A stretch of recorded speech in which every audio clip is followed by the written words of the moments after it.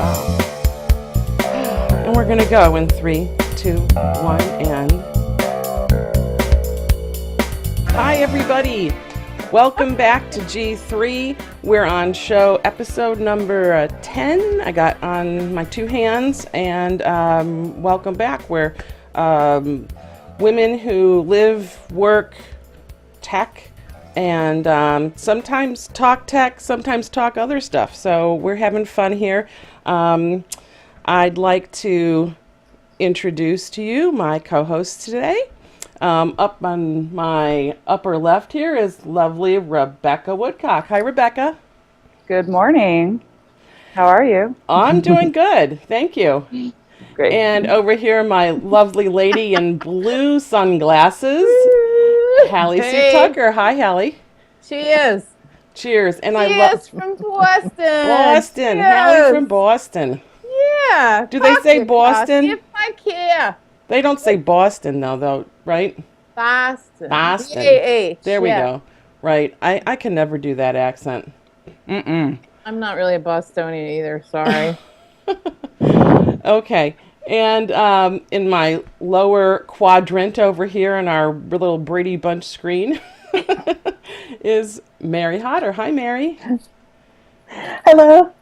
Mary comes to us from here in Silicon Valley, Mountain View somewhere, I think, right? Yes. Rebecca in San Francisco. And in a little while, we'll have Christy Wells with us.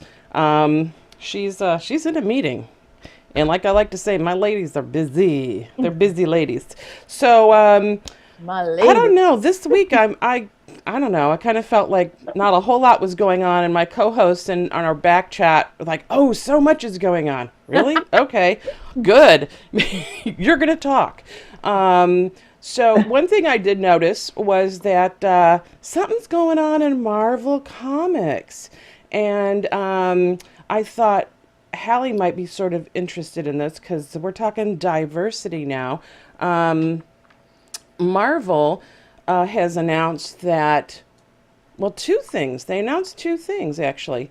One is that Captain America, I don't know for a short time or is changing completely, but now will be a African American Captain America. I think what is it? It's the Falcon is now going to be Captain America. So that's exciting.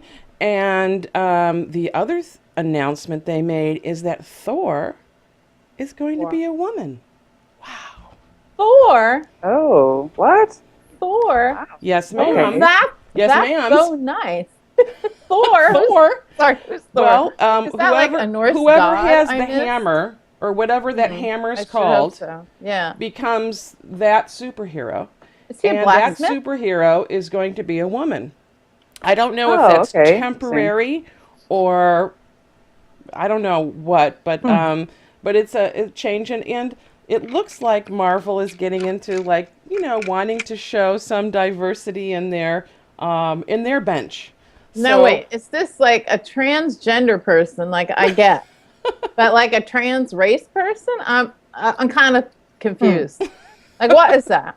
I mean, we don't know a whole lot. We know it's happening in the comic book series. We don't know if it's happening in film. I understand what would be involved. I mean, there's no operation. There's merely coloring in the person who was previously not colored in. Is this how a they're person becomes? changing, but they're changing. I mean, Thor is going to be this woman with breasts and things. I mean, this is like, yeah, that surgery has a been booby perfected. Thor. How about It's that? okay. It's all good. Well, any superhero that's a woman is good. I like female superheroes. Sounds good to me. So my question is, did you all, as women, as young girls, were you into comic books? Was that a kind of a guy thing? I think for me, it was kind of a guy thing. But I was reading Archie, and he got killed this week, right? He's getting killed, we hear. Very upset about that. I never read comic books, but I was a fan of He-Man. I had all the He-Man action figures, so I don't know. He-Man. He-Man, yeah. The lion and stuff, yeah. Or tiger. Okay. I like it. And Mary? How about you? Any comic books, comic Come characters you're into? I can't think of anyone. on, Silicon I- Valley, any- Richie Rich. No, I mean, I never read any comics. I know guys did, like when I was in school, but I don't know. And now, we do have comic book collections around the house, but I couldn't tell you what they are. There's some sort of, kept in special plastic, and they're like maintained in special boxes, but Okay, I so have no like idea. so like mysterious comic powers, you're sort of aware of them, but you're not like inculcated into that society, No, right? I have no idea. In fact, I'm looking around because I know there's some in here because we're in the library, and I don't even know. They are in here somewhere. Hallie, That's did because- your son, or were you or did your son get into comic books? I don't think my son was, but I had an older brother, so they were always around. And I had a great fear of kryptonite, and I was very concerned that it could just be anywhere. It could be at school, it could be, in the house somewhere, And I did read a lot of Archie and Veronica and Betty, because Betty was the blonde and always won. Yeah. And, Veronica was kind of Silicon Valley. She was kind of a bitch and also rich. So, I was all Betty the whole time. Betty was my girl. And why are they killing Did you Archie? just say Silicon Valley's filled with bitches? Is that what you said? Yeah, what are you saying? I didn't say that. I said I if think you did. Veronica lived anywhere, she would live in Silicon Valley. She was a high net Why? worth comic character. I mean, Specifically the peninsula, would you live? I'm not committing to that. I could get like Christy mad before she even gets on here. I don't know where any of you live. I think you live in Skypeville. I don't even believe you live anywhere. I think it's like a figment of my imagination. We do. In We the live in ether? Skypeville. That's exactly where we live. Here we I are live in Etherville. in Skype land. Etherville. Skype land city. Etherville. Etherville. I of course, you want to talk all comics. You guys read Doonesbury? Yeah. Yeah. Yeah. Oh, when I was a kid. I mean, I don't read any comics now. Well, the only thing that I read now, I read the Oatmeal and I read XKCD. Love That's the it. oatmeal. I don't know what that is. Oh, you Those should check are- it out. XKCD is like the comic for our people, which is the geek people. Our people. And the Oatmeal is just otherwise commentary. It's We belong to a tribe called the Geek People. Oh, the geek people in Geekster Skyville or whatever you just said. Skypeville. Ether- Wait. Etherville. You guys don't watch Archer? Phrasing!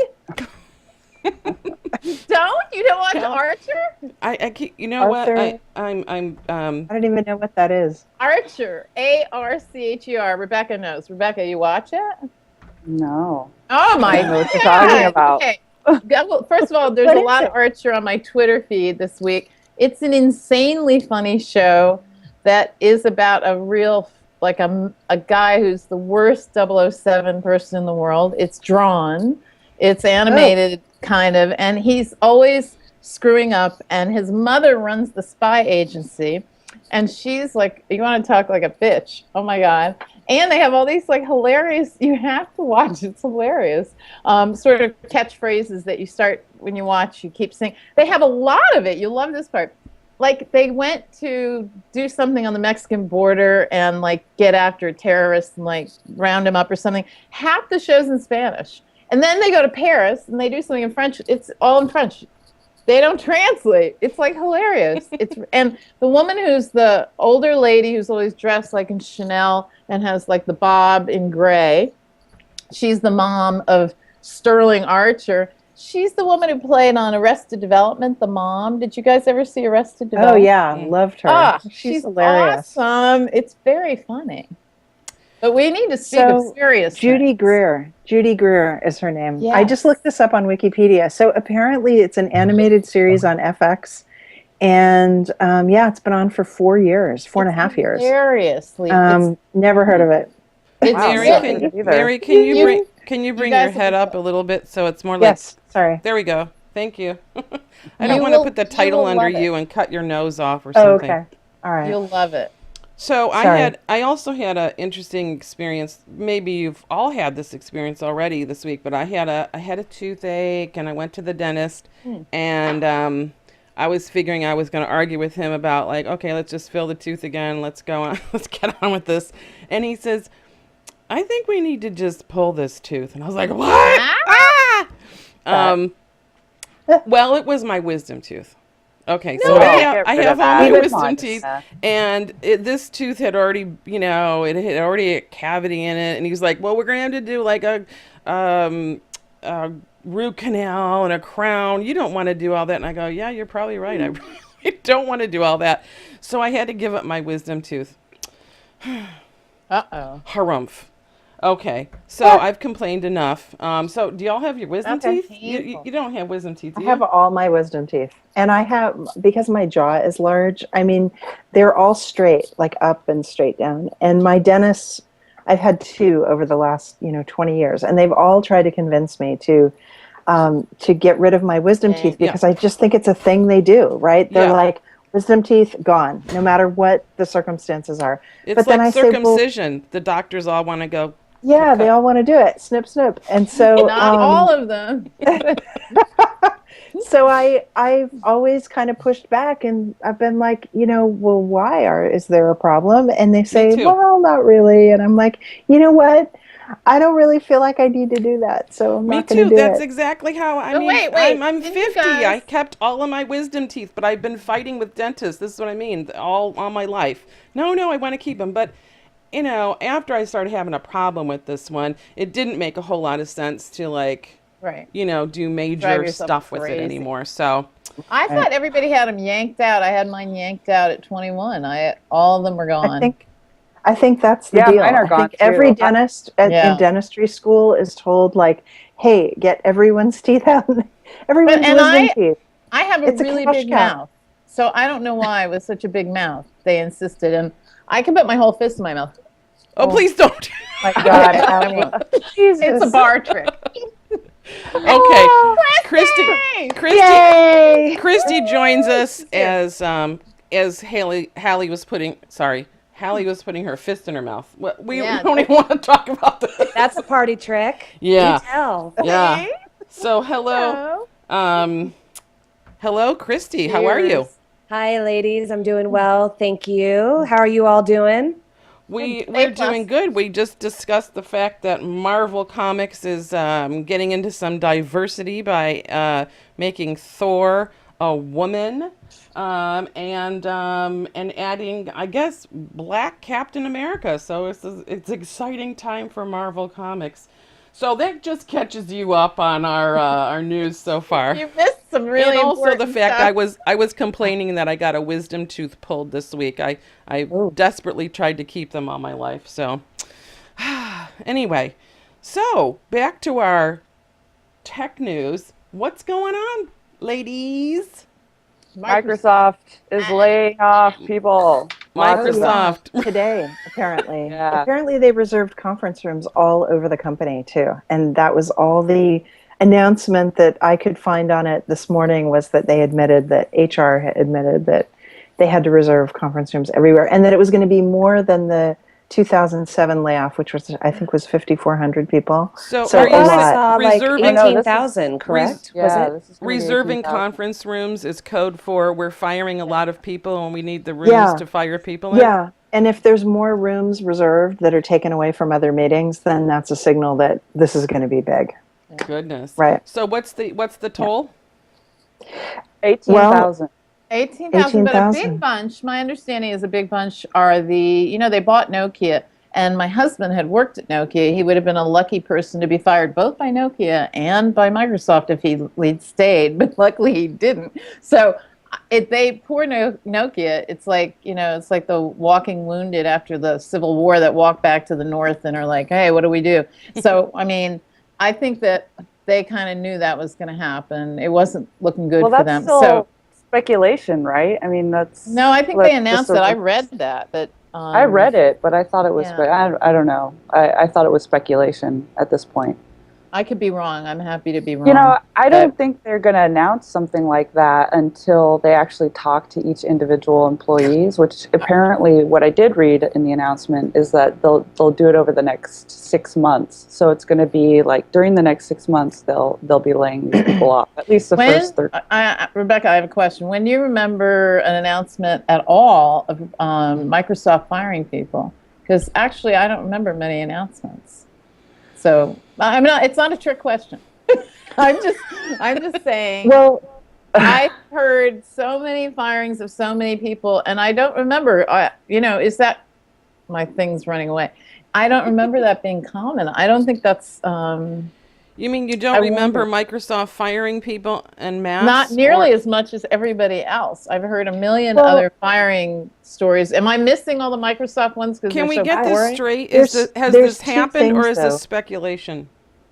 no, it's I'll go happening look. today. It's I'll go not. look. It's No, not the speculation. firing I mean- is happening. The speculation is that it will come from the Nokia division. Uh-huh. Yeah. That's the speculation portion. I don't think we actually know which employees yet are being fired, but they are laying off 18,000 people. Okay, let me look. So in 2007, apparently they laid off like 4,700 people. But the other thing is that I know a few people who've worked at Microsoft and who told me that the way that they do their personnel stuff is that every oops, it looks like I froze, huh? Yeah, you freeze every now and then. I froze. So The ice lady. basically they do this thing with their reviews and their personnel stuff where when they do their annual reviews or 6-month reviews or however often they do them, they basically score everyone and then they get rid of the bottom 5%. And it's just, they're constantly doing that. So Cleaning house. cleaning house. So if they're still Little doing that, housekeeping. Uh-huh. then in theory, all these years, they really wouldn't have had to lay off that many people because they're always jettisoning people that they feel are the bottom 5% and then, and then hiring new people and then they just hire the ones that they want. So But this sounds a maybe little they've different. had to do less. This sounds What- like what I it's read- targeted what I- to. Okay, go ahead. This seems different because what I read in this article was that they're actually going to be taking out a lot of middle management layers. So they're trying to flatten the organization. So I think maybe it just got too fat and too hierarchical, and they just didn't need all this bureaucracy, management layers, and they're just trimming. That's what I read. They So have that a would be a quote. deviation from this standard performance layoff. Yeah, the quote for me I'm reading says, this is from TechCrunch, that this is like so full of this kind of phony baloney talk. Work towards synergies, woo, and strategic That's a- alignment.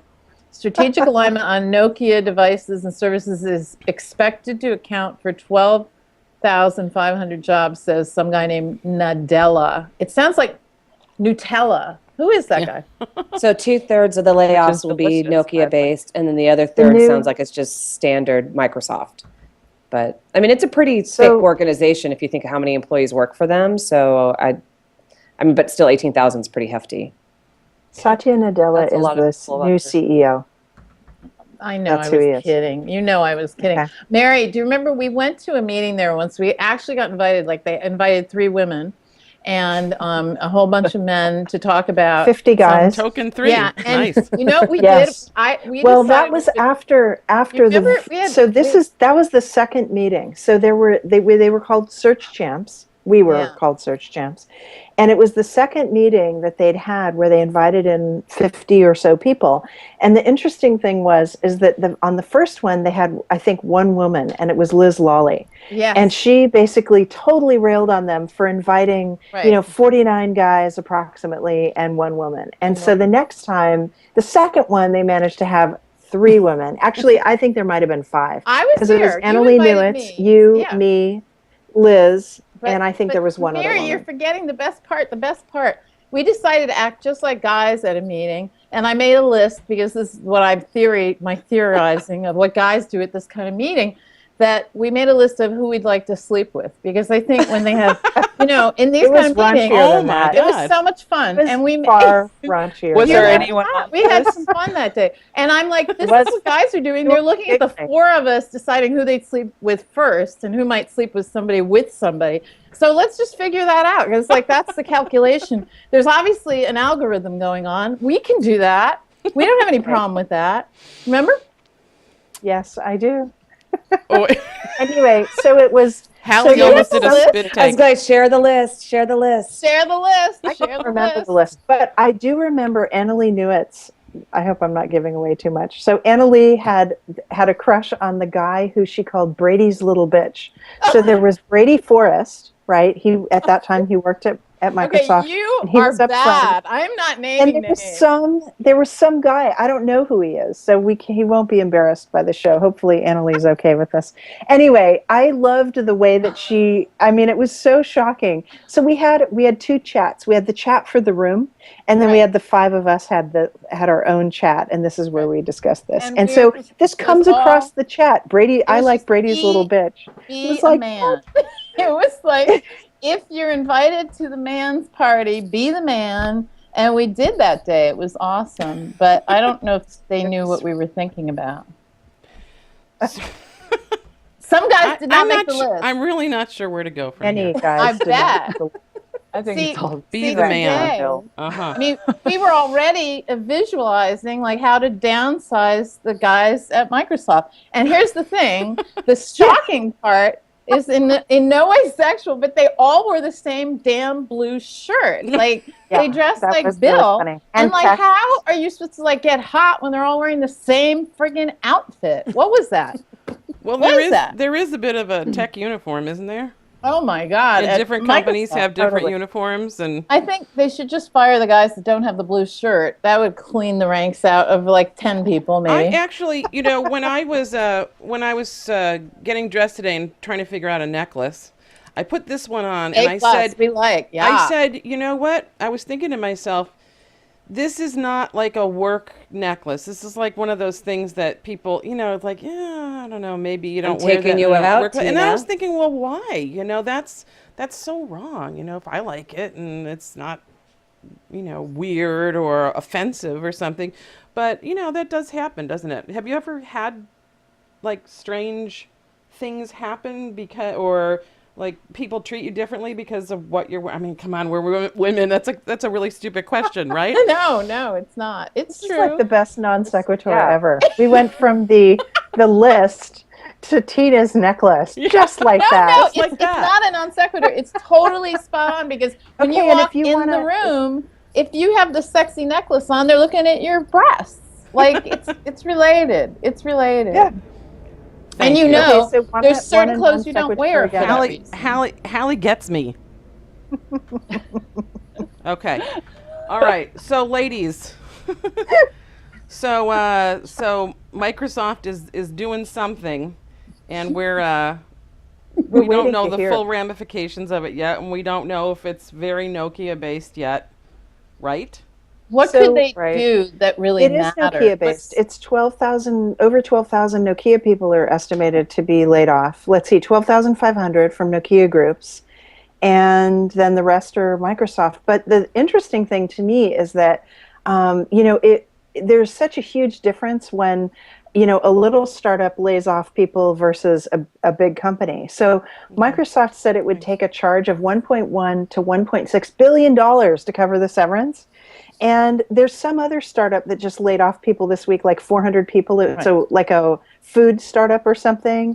And it's, just VC funded. They probably make no money and Right. whatever. And they laid off 400 people. And the charge they're taking to cover their severance is zero. Zero. You get laid And off from a startup, it's nothing. These people are probably all getting a year's salary and, benefits for a year and, I don't know, job counseling, a trip to Spain, whatever. And, I don't know. Anyway. Let's take that job and get fired. That's what I say. Exactly. Exactly. So I have a quick question for Miss Christie. I keep threatening to talk about all things Ancestry.com because I love it. I love it. I love it. And she knows that. And we keep talking about that we're going to walk the graveyards and do our do our find a grave stuff. We're going to do that, right, Christy? We are. Yes, We are. yes, we are. Okay, so my question, I saw your post today. I just wanted to have a little tidbit here about some of the things that you do there. And you had a post in Facebook about DNA, and the thing I've actually been wanting to ask you this for a while. You said you've done the DNA test for yourself, and you've done it for several members of your family. And you always keep finding new things, and you know, I sort of get it, but then I think, what if I test myself? Wouldn't I be getting that information of the people before me? You know, my mother, my father, my sister, my brother.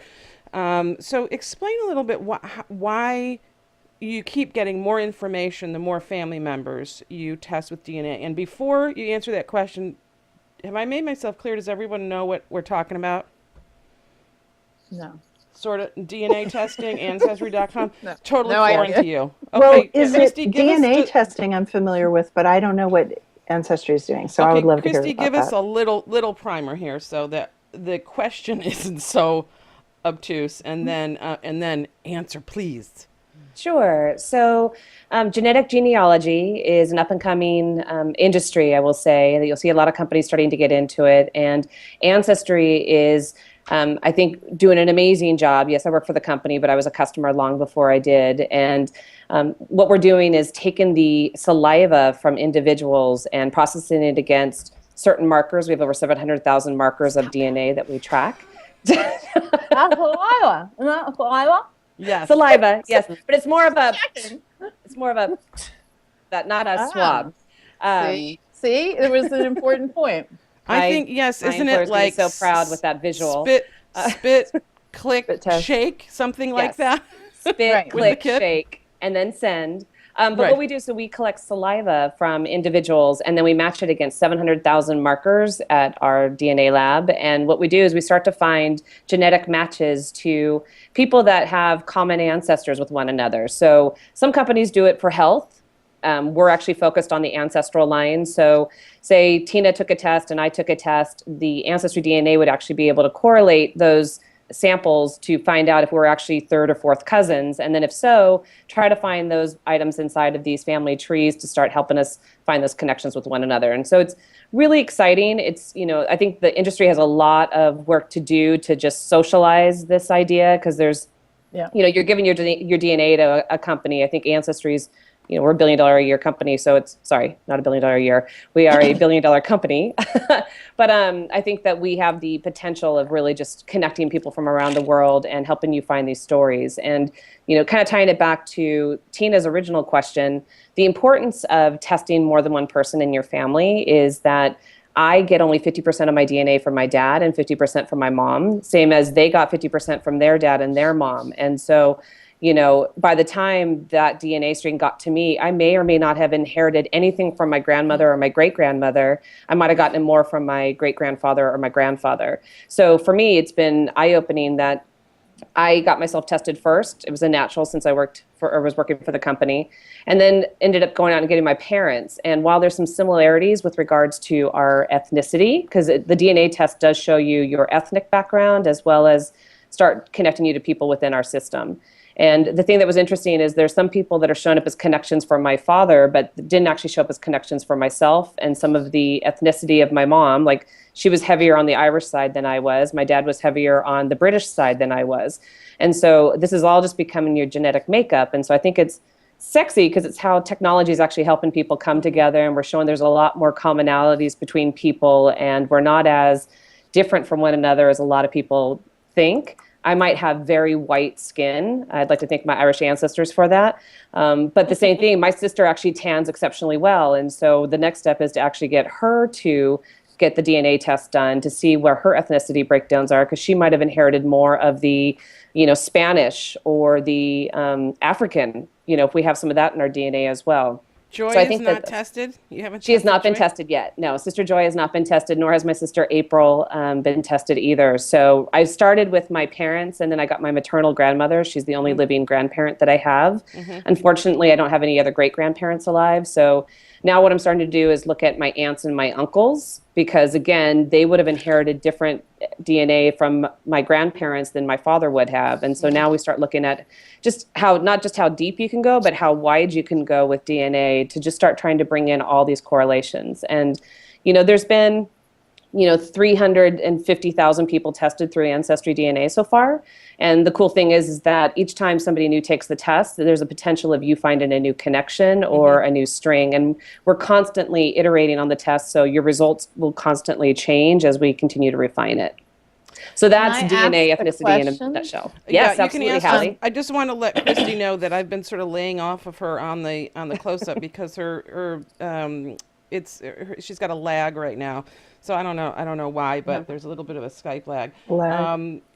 So Hallie, your question? I actually will ask a almost serious question. Two things. One, like for a branding point of view, this DNA thing is like on all these crime shows, and like mostly criminals know about this. Okay, so you got to like get it like a little more fuzzy and happy. I don't want to feel like I'm a criminal if I'm doing this DNA stuff. And also later, like if I were later like committed a crime and you got my DNA, can you like go after me, or like your company could do something like with the police and I get in trouble? So there. Our company is focused on ancestral lines, Hallie. So I will tell you that your criminal record in the future probably will not be Or the shared past. from Ancestry or the past. But honestly, I can't say. Right, this is an emerging industry, Yeah, and that's the yeah. tricky part for me. It is, but I think the important thing too, and for me, the socializing it, like when I went and approached my parents originally, that they did it just because I asked them to do it, and thankfully they love me and want to support the things that I do. But at the same time, they also understood that, this is going to a very well-established company. Ancestry's been around, for like 18 years. We're not, somebody working out of a garage somewhere. And the fact of the matter is that we're really doing it with a specific purpose, right? We're really doing it to try to help you get a better understanding of who you are, where you come from, and how you might connect with others. That we're not looking at, sharing that with other folks at this, that's just not our focus of the company. Well, I think it has been just an amazing kind of piece of technology that Ancestry, grabbed onto and is now doing. And I, I've done it. I've found relatives. I've found someone who's related to me who's adopted and who has no idea who her parents are, but she knows now that somehow in her past she's related to me. So I may be the only connection to a blood relation she has, which is kind of amazing, That is amazing. I also, through Ancestry, not through the DNA test, but through, people sort of connecting in Ancestry, I found someone with my grandmother's maiden name, last name, and I didn't find him. I found someone else who was doing the research for her uncle. And I know absolutely nothing about this part of my family because this was like my grandmother's father, and he sort of left the family, and no one really knows much about him. So this person is connected to my great grandfather that way, and her uncle was a really old guy, and I got to him too late. I wanted to get. I suggested that maybe we test him to see if there really is this connection with our names and our family background, because he was desperately trying to find out who he was. He had a similar situation of not knowing much about the DeRaymer name, and but he died right before we could kind of convince him that this is a good idea. So I just find it fascinating. I think that what you guys are doing is just mind blowing in a lot of ways. I've been, as I like to say to many of my friends, I'm like a grandmother. Like my favorite things to do are going to thrift shops and doing genealogy. What am I? I'm like 100 years old. But I think maybe that's another point to make, is that genealogy is not for the old grandmothers anymore. It's really becoming a younger, more vibrant sort of research and interest. So Well, and I think just to kind of tie into that point too, and I don't want to monopolize this too much, but just I think it's important because we're getting back to the power of storytelling. And I think that this is important that certain cultures historically have done a really good job of sharing stories down the lines. And, I grew up in the States. I have a very Americanized family, and my grandma used to be that for us, where we'd go and visit her a couple times a year, and we'd always sit around and she'd share those stories with us. And she's been gone almost 20 years now. In fact, next month is the 20-year anniversary of her passing. And, there's nobody who's actually picked up that baton. And, the older generations are passing on, and nobody took the time to collect that from them. And so I feel like it's a passion of mine right now to try to become that family historian. Do I want to become a professional genealogist? No, but I'm interested in where I come from, the people their stories that were there before me, and then whatever I can do to leave that as a legacy for others who might be interested past us. And so I think that there's ways that we can inspire children. There's a lot of studies and reports coming out that youth that get involved in having a sense of self or a sense of family history tend to stay out of trouble a little more than others. And so I think that, we have, we just have to be better at this. We have to be better at curating it, whether it's through Ancestry. There's a lot of free sites out there too. I think that it's just, unless you find out your ancestry includes "Arg, pirates!" And then, like, my son would just be loving that, and then he'd be out of control. It would be over. Well, So another maybe thing there's I some love, ancestors you don't want to know about. another thing Or I love maybe that those make the most Ancestry.com is interesting doing ones. is their TV program, Who Do You Think You Are, which is fabulous. And I think Cynthia Nixon is going to have a very interesting episode where she finds out some very interesting facts about, I think, a great-grandmother or grandmother of hers. It's her great grandmother, who we've all come to learn that when no, it's actually a little more real in the fact that when an axe meets a body, sometimes bad things happen. Yeah. So Yeah, interesting, Wow. huh? yeah, so it's cool. It's good. It's a fun. I mean, I'm thrilled to be in this position, and I love that technology touches it, and that we're actually able to innovate. And I think that's the beauty of technology, is that it can take very, I don't want to call them like retail type businesses, but like a little more brick and mortar style businesses that actually can innovate and find new ways to connect with new markets and inspire new people to do great things. And this is just one way it's doing it. We were talking earlier about 3D printing, right?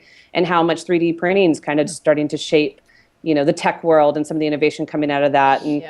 And the printer, I mean, Hallie, I don't know if you want to talk about the ice cream folks, or Rebecca, the ice cream folks, where I'm still having to get my arms around that a little bit. Yeah, me too. But, Wait, So my mouth around hang on. No. Wait. Before we get into that, I just want to say one thing before we stop Ancestry stuff is I'll make one public announcement about it. I feel deeply about this. Your family history gets lost with one generation. One generation of people not talking about it, not writing things down, not listening. It's gone. It's amazing to me that can happen. That is not my family. My family won't shut up about all our stupid stories, frankly, because I had an uncle who I had this uncle, he's like in New York, I'm going to California. And we're like, yeah, so what? And he's like, I'm walking. And he did. And so we have the craziest ass people in my family. I don't even want to hear about them. That's And good, but write so it when down. we go, I'm coming to California soon. All my sisters are like, are you walking? Come on. So that's like a family story. I have a question. So I signed up for Ancestry.com, and I started to put information in there, as well as collect information and aggregate it together around basically my mother's family and my father's family.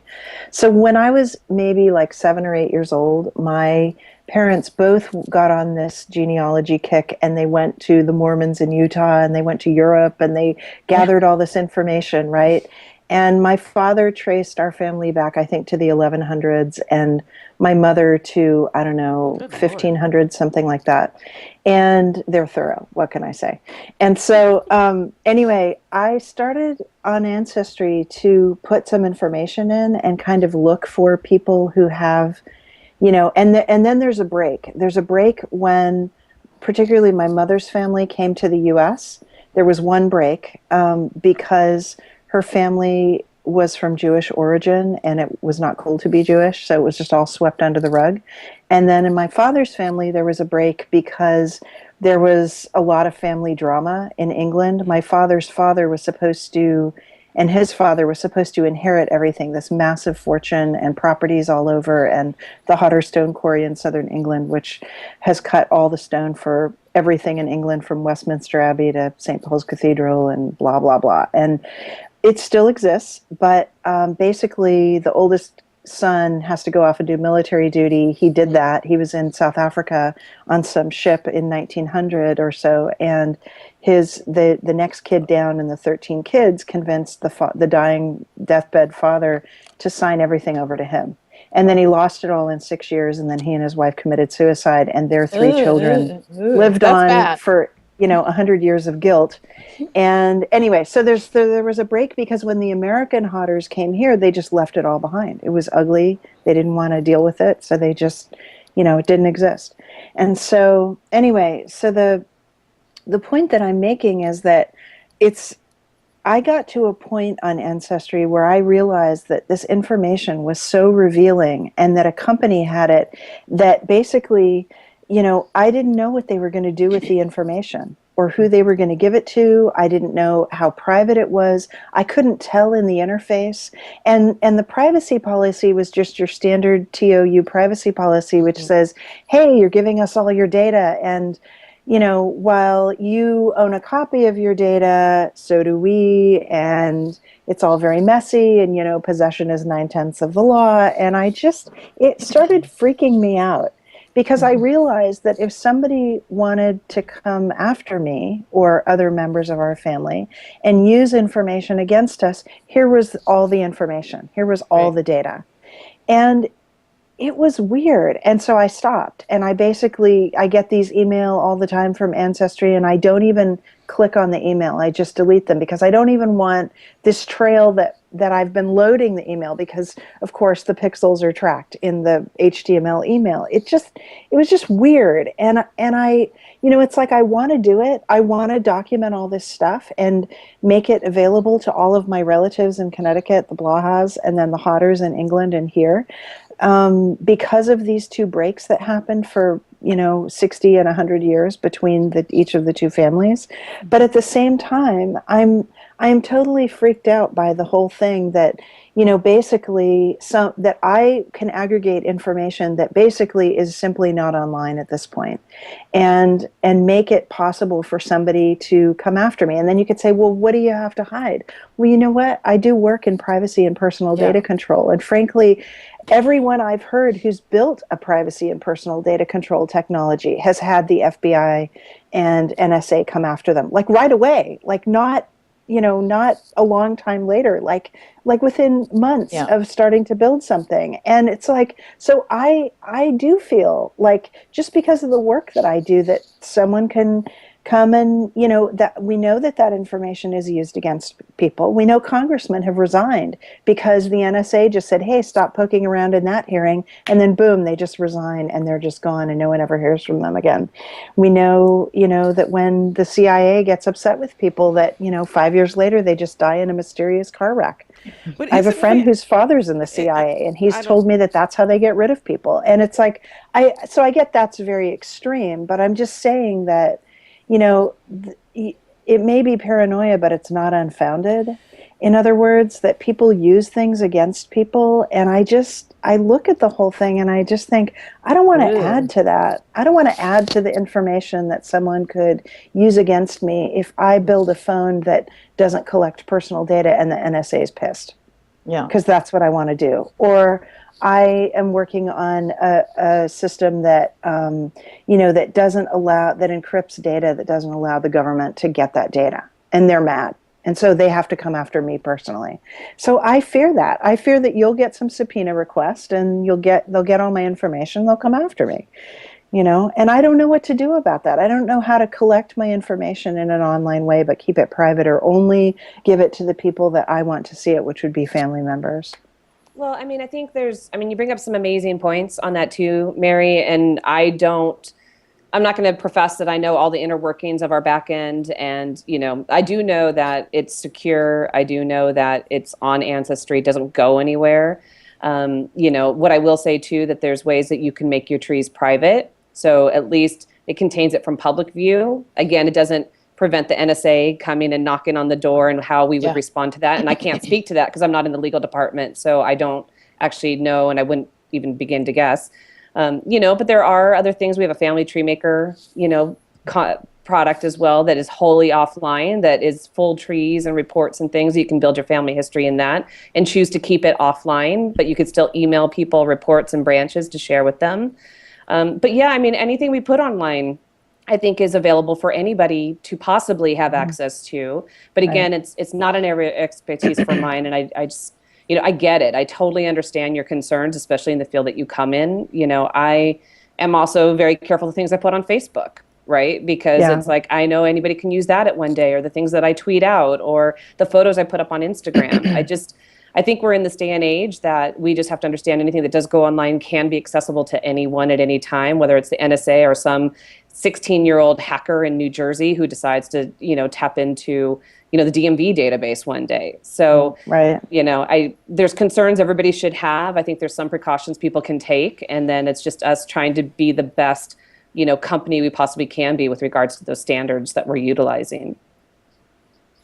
I always just viewed family history as history, and you might reveal it, but it whatever happened, and it's there.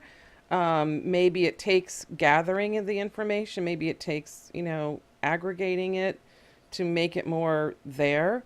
But it's already a truth, right? So I don't unless there's truth that you don't want people to know. I don't know. It's not. Yeah, there's it's some not weird that I things wouldn't in my want people family to know. history. Mm-hmm. There's some weird It's- things in my family history that I'm pretty sure that if people found out, they couldn't use it against me, but they could just say mean things. I don't know. Well, how about And this? I wouldn't want that. I'll suggest something which would be like totally hypothetical, that my parents were first cousins. Totally hypothetical.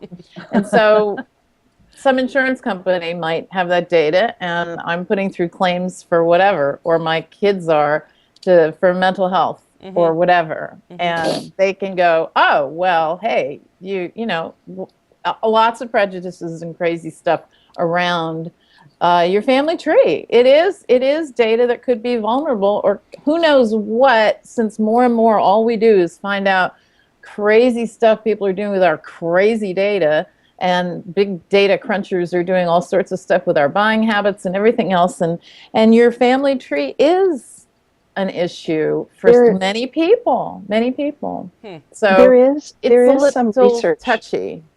There is some research that shows that traumas and events that happened in families generations back are taken into our body. They imprint on our DNA, and they come forward. And that probably sounds really weird, but it's like high quality university research that's been peer reviewed, and it's I kind of tend to believe it. I think that things that happened in the past, sure, you can say, well, the guy who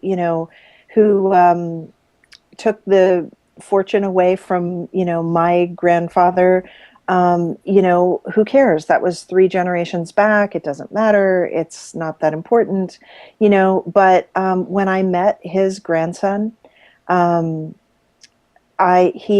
had spent, just prior to my meeting him, he was over 50 at the time, and he had spent 3 years in a mental hospital over the guilt of that act. And he came up to me, and I mean, he was nearly in tears. I wasn't expecting this at all. I didn't even know who he was. And he introduces himself, and then he says, I am so sorry. I am so sorry. And he's just, all he wants is my forgiveness.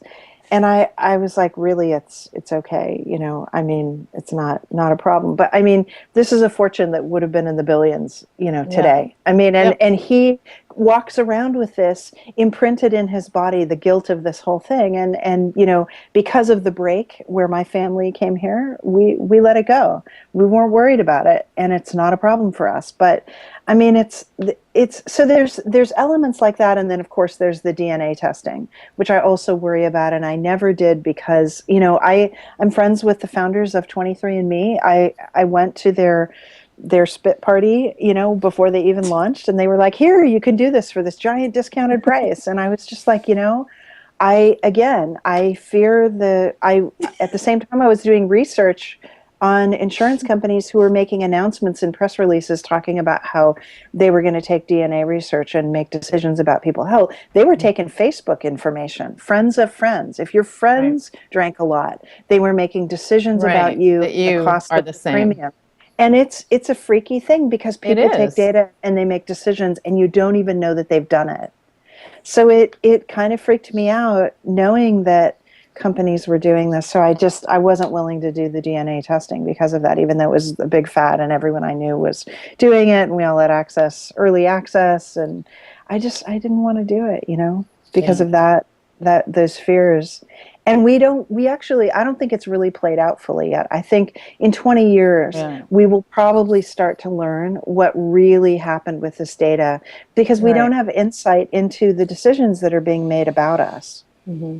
We just don't know. So ominous. Yeah. No, I know, I agree. And I mean, I get it. And I too took, because I took the 23andMe test back in 2009. My husband and I both did it, right? Because we were interested in the medical history side of things. And there were concerns back then of like, who's this little startup who's, you know, going to take our DNA and what are they going to do with it? And, I think funded by Google. And funded by Google. No, absolutely. But I'm just saying, I mean, this was not this was kind of all new and we're a little more of a risk taker. So I probably do things a little more, probably before thinking thoroughly through it.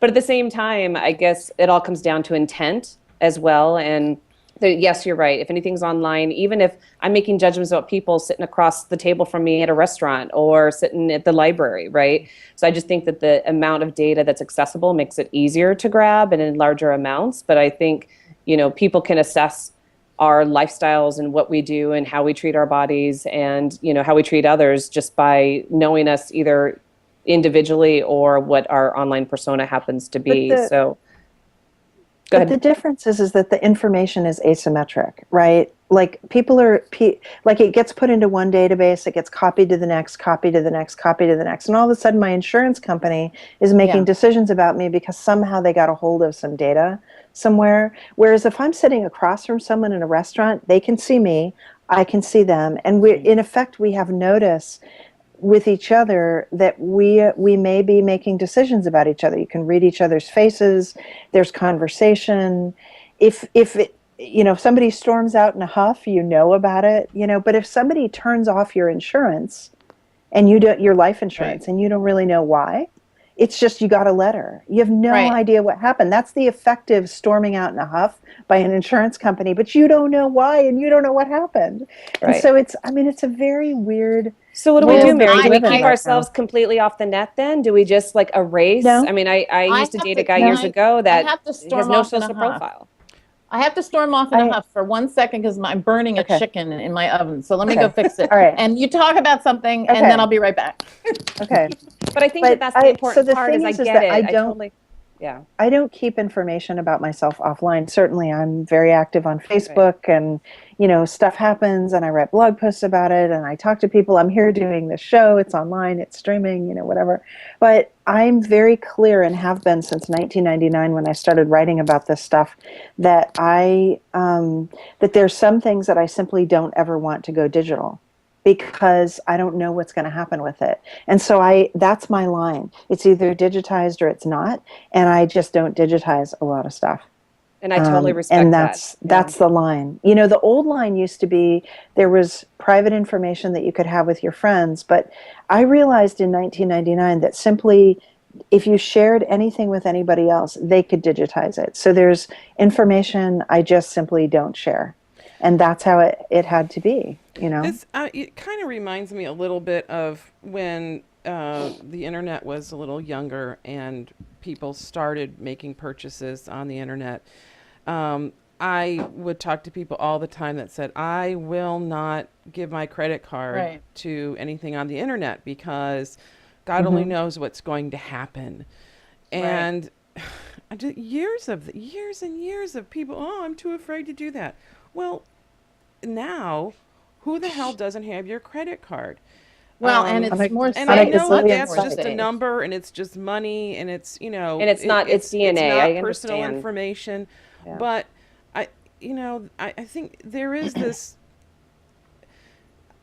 this point where, I don't know, I guess personally how I assess it is, does sharing the information, is it going to do more for me than what I think possibly could happen with it? There might be a problem with it. I just, Hallie's waving. What? I was just going to say quickly, I'm sorry, just notice how often now lately on Twitter, on Facebook, people just literally, when they cut and paste quotes and they quote people, they're attributing people, like you can read a quote and it's not clear who said it. Did they say it? Did somebody else say it? I mean, already just the way there's no clear sense of, I own this data, I said it, it's my words, my thoughts. I feel like we're in a complete collision course with things being very unclear. I'm quoted myself sometimes, or I see some quote attributed to somebody completely wrongly, an author, I know it's wrong. I saw one recently that was attributed to Eleanor Roosevelt. It was Margaret Mead. It's a very well-known quote. So it's gotten a little out of hand. So the idea that what you say or what you thought, and you'll get that letter from the life insurance company based on something that you never did say. That maybe somebody else said. It's a little out of hand. But I do understand there's additional protections because this is DNA, right? I mean, this We is hope. We don't know. no, but what I'm saying is I understand where Mary's coming from because it's not just me saying something and not getting Yeah. proper attribution. Right. I mean, this is my genetic makeup, right? And while probably nobody wants to duplicate Christy Wells today, who's to say that somebody down the road doesn't want to get my fabulous nose or something? Orphan And so they take my Black. DNA and they get to Orphan craft that, Black. right? And Orphan Black. You guys killed me Orphan with Black, Orphan you're right. Black. And Yeah. it is a fabulous nose. Oh my God. Jeez. That's definitely Wells.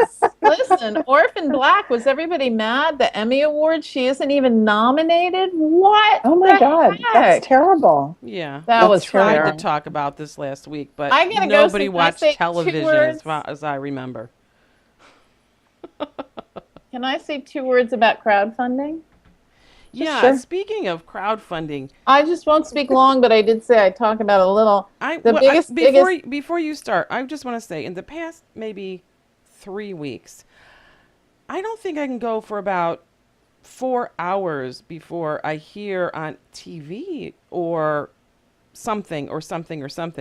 Kickstarter. I Like know, it everything now has a Kickstarter campaign, no matter what. And I think it's like really broken very, very wide at this point.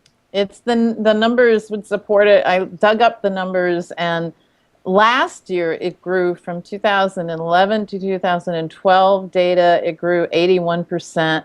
This year it's supposed to be growing double again. It's really crazy. Wow. I want to hear somebody like an economist, like Paul Krugman, or somebody talk about what's going on. Like, is this there's the have and the have-not economy, and if you have not, you start with Kickstarter? I don't know. It's just really culturally very interesting. The other thing I found out I didn't know on Kickstarter, you should guess how many of all the this is 160,822 Kickstarter launches. How many succeed?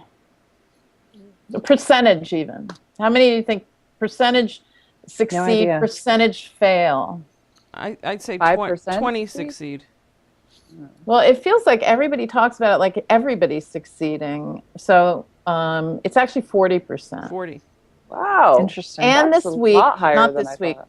a few weeks ago, there was the White House Maker Fair. Did you guys all know about that? Where they brought a lot of this bigger context of making, prototyping, all that going on. And it was the National Day of Making, where I apparently, see, this was a quote. I don't know if it really was Obama that said this. He's like, what's with this word fair? We don't need the E on the end. It's a little too British, you know.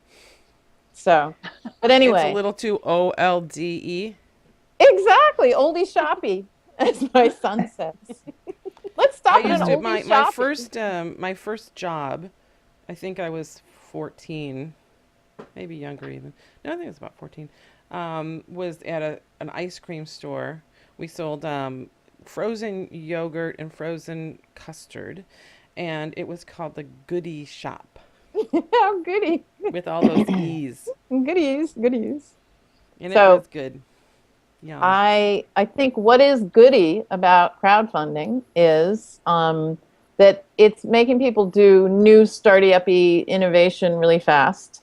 And I particularly liked, and just one more plug for some stuff on our website, the Joey Ito TED Talk about what he's seeing actually China and Japan of people not just printing things out. He thinks 3D printing's over. It's too late. It's washed up. It's boring. But actually making things. What about 3D printing their body parts in Japan? Oh, really? If you're an artist getting arrested Yeah. for 3D imaging, I your think you're private a part. sports Arrested. enthusiast. Tell us. arrested. Her lady parts. Her lady parts. Lady were parts. printed. She So- printed her lady parts. So there was also an article the other day, which I'll try to grab and post on our G3 thing on Facebook, about 3D printing ears and noses, and so somebody has their ear damaged and they can recreate their ear, and then A prosthetic. a prosthetic. And it's a few years ago, I did a birthday party for my mom, and one of the moms that we grew up with in the neighborhood, her husband had died and she'd remarried, so she brings him. And this guy, David, was like, oh my God, thank God you're here. Someone to talk to, because all the older people there knew nothing about technology, but he was doing 3D printing of kidneys for IBM. And he was, it was really cool. And so this was maybe like 8 years ago. So really, early on. And I had seen a 3D printer at that point, and we had started, basically mailing off designs and getting back the things. But it was really fun to talk to David, because we could spend, like 3 hours really getting the down low on, organs and what they were doing. But they were doing that early experimenting. And then shortly thereafter, he and his team did it in a TED Talk, I think maybe like 2 years later or something like that. But I think 3D printing, the thing is to say it's here or it's gone or it's over or whatever. It's like, that's such a tech fad thing. I get all tech has become fashion, but it's like, this is a really actually important technology. It's not over. It's just mainstream. It's over for the early adopters, and that's it. And who cares if it's over for the early adopters, right? Whatever. It's still a good thing. It's very useful, and, Well, and we talked about this a so I little bit think- earlier today. Oh, sorry, go ahead, Rebecca. No, I was going to say one of the I guess the stories that we're referencing, we were discussing offline today for people who are watching, is that some MIT students have set up a 3D printer to print ice cream. And so they can print this ice cream in different shapes. Their goal being to appeal to kids and attract them into taking an interest in technologies. And at first we all thought, what a ridiculous way to use 3D printers, but I can get behind that motive to encourage kids to take an interest in these things early on. And if Right. I that's the think way to it's- do it. Yeah, and I think it's fantastic. Like I've been a big supporter of 3D printing for the last, I'll say a couple months. I was going to say year, but I don't, but to be fair, maybe just a couple months. But, I think it's when we talk about glasses or prosthetics, the potential for that is fantastic. For me, I was having a hard time getting my arms around something I was going to put in my mouth and actually digest. And but I do love the idea of if this is what it takes to help inspire or bring new attention to this type of technology to youth and get them involved in it, amazing, right? I don't know if I want to eat that yet. That's the part that I'm struggling with. It's like, well, it depends on the ingredients. Like so we've had parts made for tools where you can no longer get the part, but it's still a viable tool. Yeah. And so you just mock up the thing and design it and send it off, and then they ship you the thing back for like $12, and then you've got the part that was missing for your, I don't know, some saw or something that you were, some laser or whatever. And so we've done that a few times, and it's interesting. Shapeaways does this. You can, I think it was like $12 to print this, but you choose the material. If we wanted it in titanium, we could have gotten it in titanium. If we wanted it in steel, we could have gotten it in steel. Like, they're taking the material and then printing it. So my assumption with ice cream is that they're actually taking, I don't know, dairy products, coconut milk, something, and sugar and flavors and blueberries or something, and they're sticking it in there and they're printing the ice cream. Right. To be honest, given that we always make ice cream with liquid nitrogen, I gotta tell you, I was like, whatever. That's how I make we have a doer of 10 liters of liquid nitrogen in the other room. Oh no, because then you get ice crystals. If you use liquid nitrogen, because it's 360 degrees below zero, not crystals, please. No crystals. It's just absolutely smooth. It's fabulous ice cream. Isn't that Anyway. gelato? No, gelato still has ice I'm crystals. kidding. Gelato is just a different formula of the milk and cream. It's just different ratio. Anyway, but I think 3D printers are really cool, and I think they're pretty much here to stay, and they're not going anywhere. If nothing else, There's because a lot of medical applications for it too, and people printing arteries, replacement arteries and valves, and it just means that we don't have to wait for donors, and you can heal and fix people a lot faster. I think it's brilliant. So then you're just plugging in collagen and, basically the proteins and amino acids. What if we start putting out our own? Don't actually get the collagen in the ice cream mix. Don't start with Hallie, because she says that no woman on the East Coast is thinking about any of that stuff. Don't start, because I won't shut up, and I know you want me to shut up. So no woman is thinking about what? Totally missed. I don't know. All right, surgery. Last week we were talking about. We probably have to go here in a minute. I have one thing that I want to bring up, which I thought was really interesting on Facebook yesterday. So a bunch of people posted about Tim Draper's wanting to divide up the state of California into 6 states. Right. Yes. And the reason it's come to the fore is because there's been a bunch of press about it. And I don't know why the press has suddenly glommed on, but they did manage to get the 800,000 plus signatures. Right. And it's going to hit the ballot in a year and a half. I think they say 2 years, but really it's, 2016 in the fall. So it's a year and a half. And so there's been a lot of discussion. And actually, one of the threads on Crystal Baldwin's thing on Facebook, Jessie Draper, his daughter, hopped in and made a comment. And so I followed back her profile and, and looked, and it is in fact Tim Draper's daughter. There's an old Christmas card from 2007 that proves it, because there they all are, the family Christmas card, 2007. Anyway, so it's been a really interesting discussion, because what I'm seeing just anecdotally in my own feed are all these people from what could become the state of Silicon Valley, if it all goes through.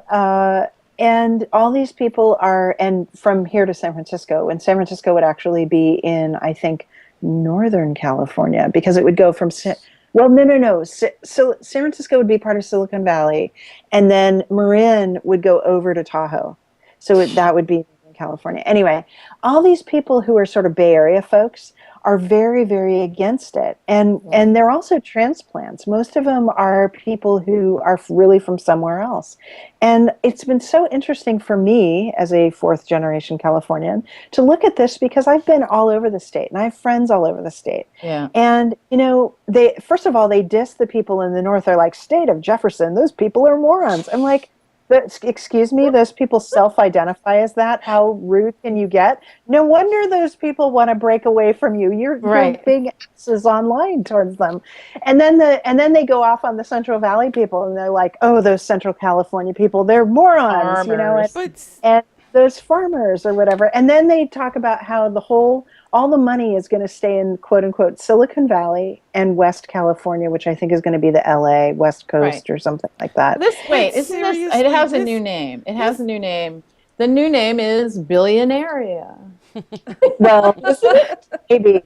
But the thing that's interesting to me is that if you talk to people who've been here for a while, and you see those people on the feeds talking, a lot of those people are much more open to this because they get that with 40 million people, we're having a lot of trouble governing ourselves. We're having trouble distributing money. We get federal money, and then it doesn't get distributed to the poorer areas of the state. It goes to the poorer areas of the rich parts of the state. And so in my estimation, if Central California and the state of Jefferson were separate, they actually would get federal money and be able to spend it on themselves. They would be able to make more. The quote unquote state of Jefferson, that area, has one university, one state university, and nothing else, and one state college. I mean, it's like, I think they would actually be able to create what they want to create there if they were separate. So isn't to this my dialogue? estimation, I feel Isn't like this dialogue there just to point out the problems that exist and to come up with other Right. solutions other than let's become, 6 different states? And Yeah. I mean, that's just not going to happen. We know that, right? not. Yeah. Why not? Why wouldn't it happen? I mean, Congress has to approve it, and I get that, and that's a barrier. But other than You that, think? why wouldn't the state of California vote for it? I mean, what if it passed? Then what? And frankly, if it did pass, would Congress be under pressure to do something about it? I mean, Well, this is what I'm saying. Getting it on the ballot, maybe that is starting to force the issue of thinking about what injustices are happening and how money is being spent. And but you're saying that doesn't get people to get serious. Yeah, I don't think that it does. I mean, having, lived through the 80s with the Gang of Five in Sacramento, where they basically ran everything and had total control for a long, long time, and it was very corrupt. And then, and it was the Gang of Five against Willie Brown. And, that was kind of the beginnings of some of the very, conservative Tea Party activity, even though those people would never call themselves Tea Party legislators. But everything that we've been doing in California, granted, I think we're doing better under Brown, and the reason is because he's the cheapest bastard ever, and so he's reined in our spending and gotten us to get real about a lot of stuff.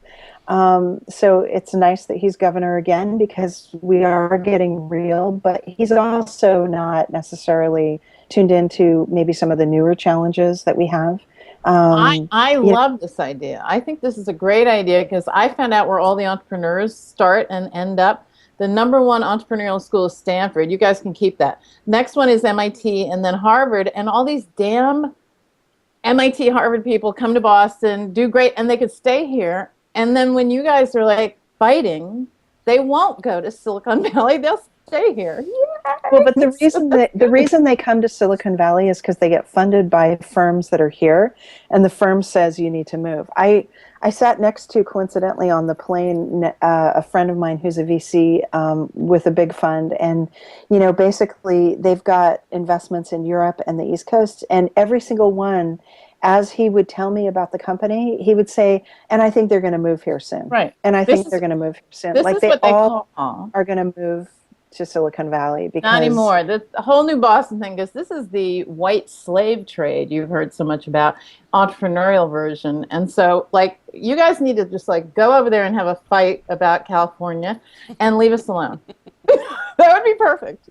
Well, I mean, I think it's interesting because I mean, I think I'm a second generation Californian. My grandparents moved here and then my dad was born, but actually that's not true. Okay. Anyways, backtrack. Anyways, You need Ancestry.com. I do need ancestry. I'm totally forgetting my primary Call those tree. people. Like I am Call so those people. embarrassed. Anyways, okay.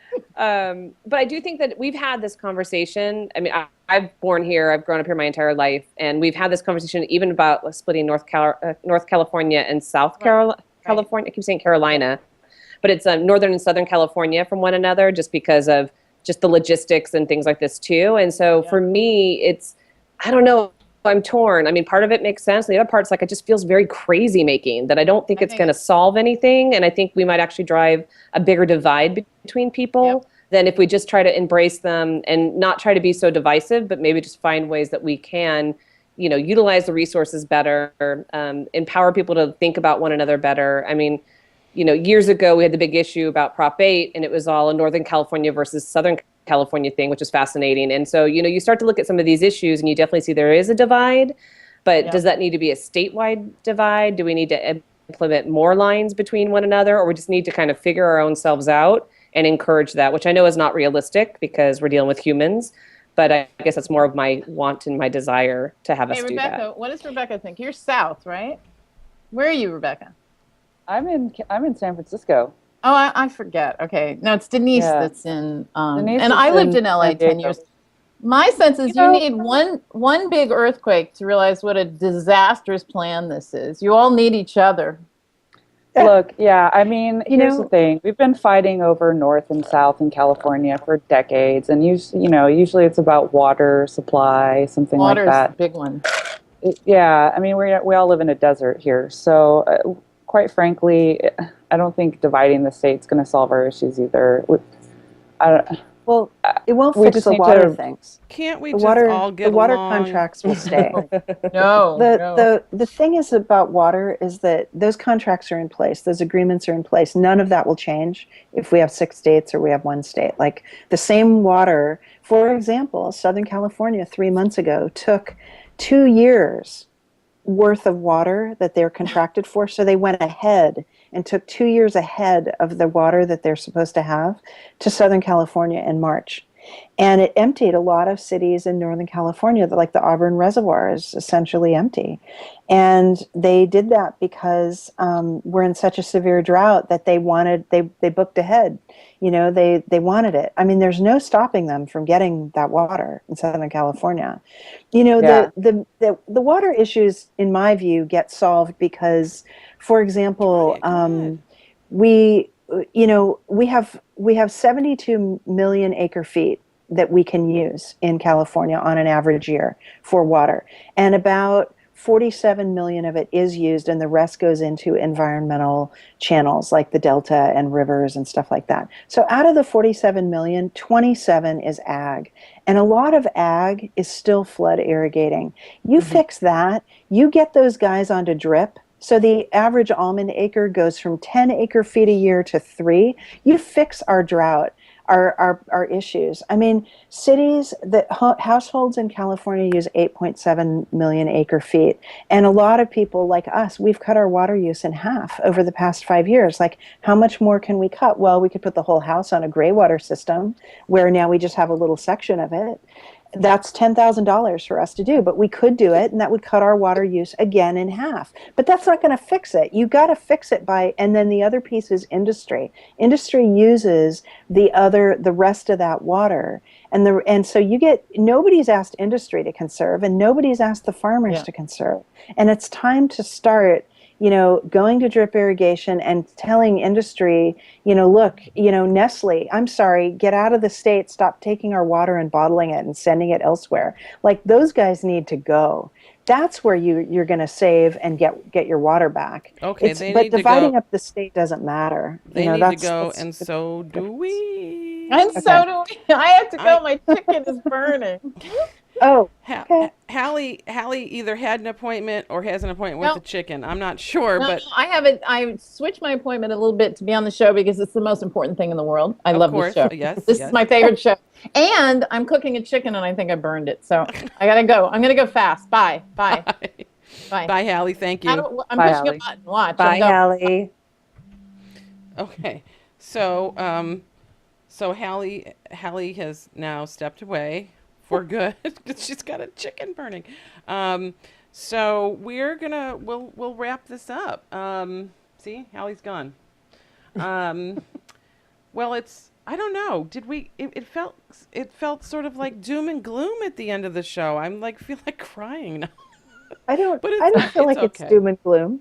It's No. I think actually it could be very positive to divide up, or maybe it won't be. Maybe we'll stick together and that'll be positive. And But the other we've got no pieces, water. We I think want we to. have a shot at fixing our water. Yeah. It's just don't ask the residents at this point so much as asking the guys who now have a shot at actually conserving. I think that's the answer. I mean, those guys, the water folks keep putting it on us, and they have been for forever, And they I will think in August because we're going to start getting fined in San Francisco if we go over our water allotment. It's $500 per day if we start actually it's all exceeding. over the state.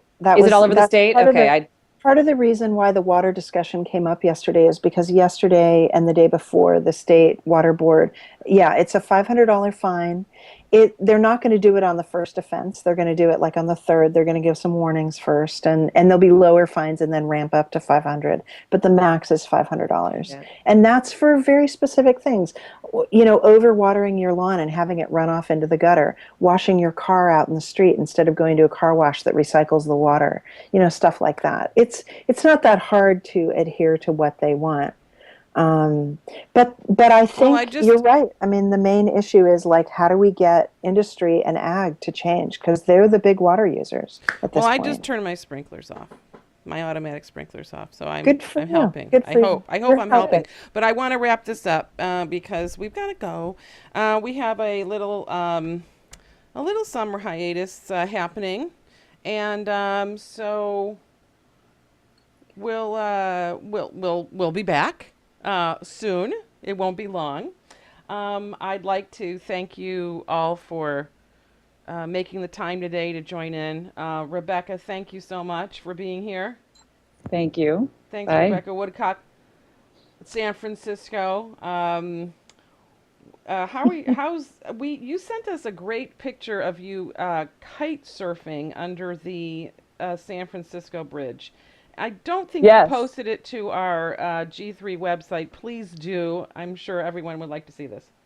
I will. This was my GoPro image. The tribute to Hallie for being such an anti-GoPro person, and I just I love GoPro, and especially if you're going to be kiting underneath the Golden Gate Bridge, you want a selfie of that. Absolutely. And I will post that to the I page. think at this point, GoPro should be listening to you and, maybe making you one of their spokespeople because you do a great I job would love of that. Christy Wells, thank you so much for being here. You had a meeting right before our show. You squeezed us in. Thank you for your time and attention today. well, And, thank you guys for letting me jump on a little late. I appreciate that. We still have a date to walk some graveyards, so We do. Get your Yeah. camera ready. yes. Mary Hodder, thank you for being here again today. Thank you. Okay. All right. So Thank you, Tina. I'm- let me Thank you, Tina. let me say thank you to Ustream for our Ustream and our live streaming company who's supporting us. Let me thank New Tech and their TriCaster. I get to push a lot of fabulous buttons here because of them. And my guy Steve, who is around when he can be and helps me out in the studio. Maybe he's the executive producer of the show. I'm not sure. He thinks maybe he might be. So we're talking about that. We certainly talk a lot about the show, and he loves it. He loves it. So. Okay, Yay, we're doing a Steve. Gilmore Gang tomorrow, Friday, live at 1 o'clock. And Steve, who do we have on the Gilmore Gang tomorrow? The usual suspect. No, not the usual suspects. We have, can I say? Who do we have? We don't. Scoble's not on. He's a usual suspect. He's not on tomorrow. I think Alexia's. Alexia. Who else? Danny Sullivan. Danny Sullivan on sometimes. Okay. Keith? And Kevin? Usual Suspects. Oh, and the usual suspects. Okay. All right. So there you have it. So join us then if you can. And I'd just like to say, you know, I hope that everyone's summer is going fab and you're having fun, enjoying yourselves. Summer is for relaxing at least a little bit. I hope you all get a chance to do that. Christy's working hard. Christy, are you off on any trip soon? You've been traveling a lot. I'm home for the next month, which Nice. is great. So Nice. I'm going to utilize that time. Excellent. All right, ladies. So until next time. Well, am I supposed to say something else? Remind me. Comfort Zone. Oh yeah. Step outside of your comfort zone a little bit. Do something good. Come back and tell us, and we'll see you again soon. Bye. Bye. Bye.